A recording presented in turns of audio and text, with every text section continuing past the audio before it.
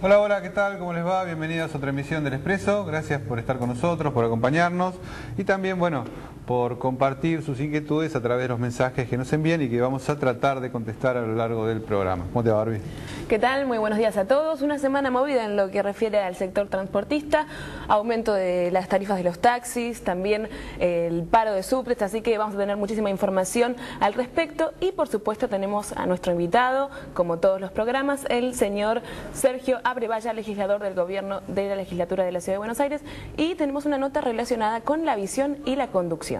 También, como siempre, van a estar nuestros panelistas desarrollando los temas exclusivos y vamos a hablar, entre otras cosas, también de lo que es transporte urbano.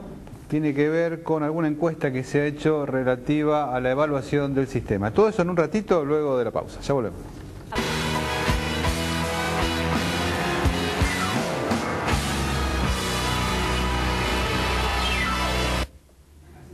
Continuamos en el Expreso, lo habíamos anunciado, nos acompaña el diputado Sergio Abrevaya del Gobierno de la Ciudad. ¿Qué tal? Bienvenido, ¿cómo te va? ¿Qué tal?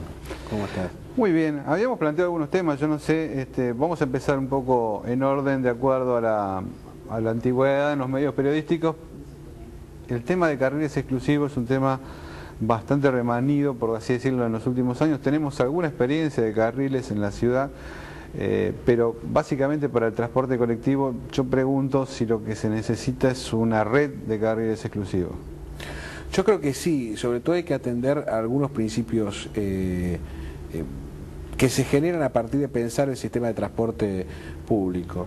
Por un lado, ¿en qué ciudad estamos pensando? Estamos pensando en la Ciudad de Buenos Aires, que tiene un diseño de 50 años de sistema de transporte, tiene la misma población que hace 50 años, pero recibe 1,5 millones de personas por día, casi 800.000 vehículos que ingresan a la ciudad. La mayor parte de eso ingresa al macro y al microcentro, por lo cual la crisis mayor aparece en macro y microcentro y en sus entradas. En ese sentido, si uno piensa carriles exclusivos u otro tipo de medidas, algunos creen, por ejemplo, en la posibilidad de que el transporte público masivo tenga las avenidas de manera exclusiva en algunos horarios y en otros horarios pueda acceder el particular. Sí, sí. En este sentido, yo creo que se puede caminar a repensar toda la red. Ingreso por autopista o ingreso a la ciudad por donde sea con carriles exclusivos, llegada al micro y al macrocentro por carriles exclusivos, es una fórmula. Por lo menos yo he promovido esto en un proyecto que un poco también recoge la experiencia en los carriles exclusivos de Avenida Córdoba, Callao y Porredón, los conocidos, ¿no?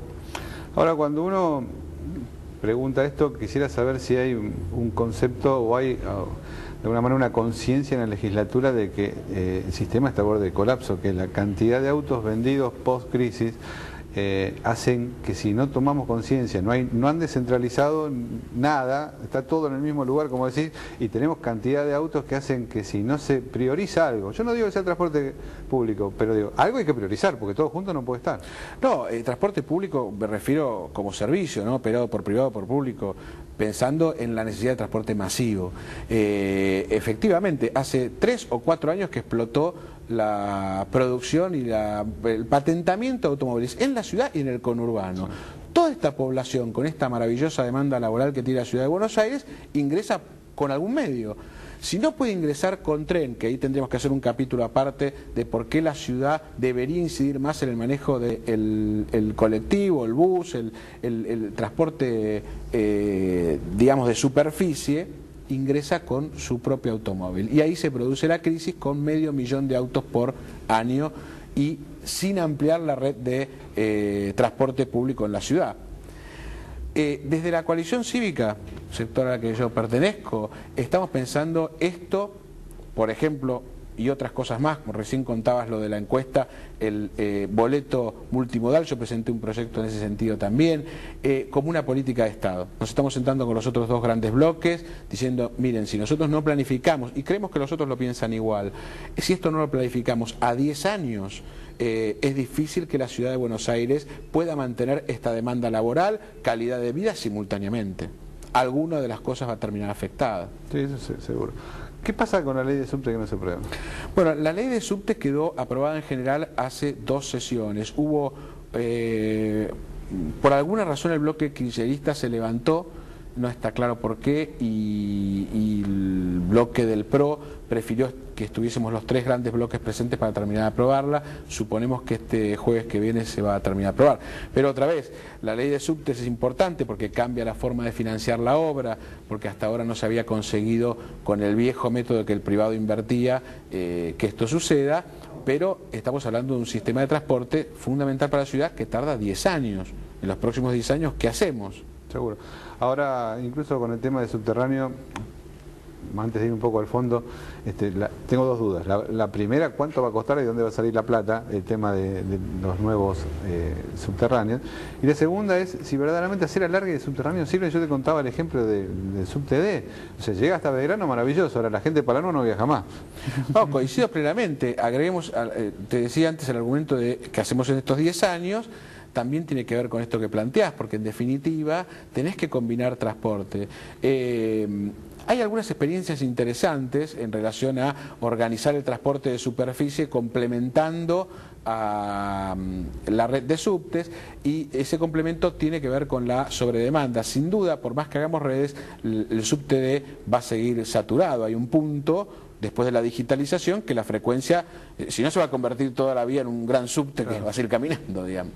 Yo creo que hay que pensar en eso ahora, porque faltan 10 años para que haya más red y porque definitivamente hay cosas que no vas a poder mejorar, pues agregar subtes, pero la línea D va a seguir saturada. Con respecto a lo que sería una red de tránsito pesado, es algo que se ha discutido mucho. En la zona de Barracas hay también bastante discusión con respecto a si se respeta o no se respeta la red establecida.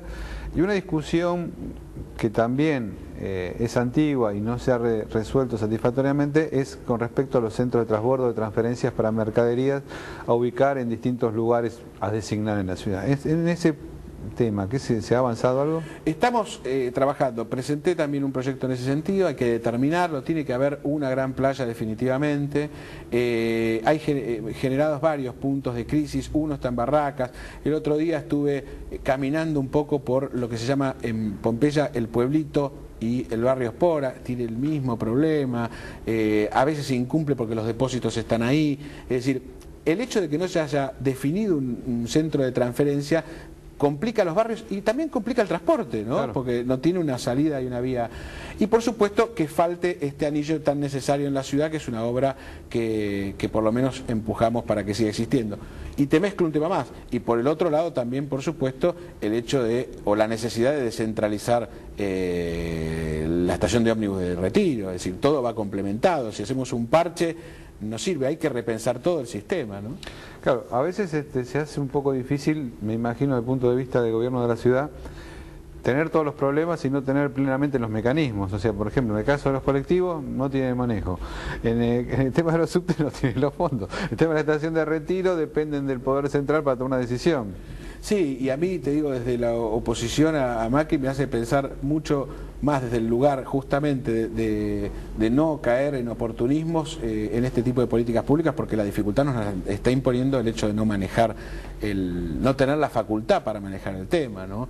Es difícil en muchos sentidos. ¿Por qué no tenemos un consorcio que maneje el transporte interurbano desde lo reglamentario hasta lo que fuere como el servicio de trenes, entre la provincia, la ciudad y la nación, que funcione? En otras ciudades esos consorcios son el ente regulador definitivo y permite cruzar todas las políticas. La ciudad no está sentada.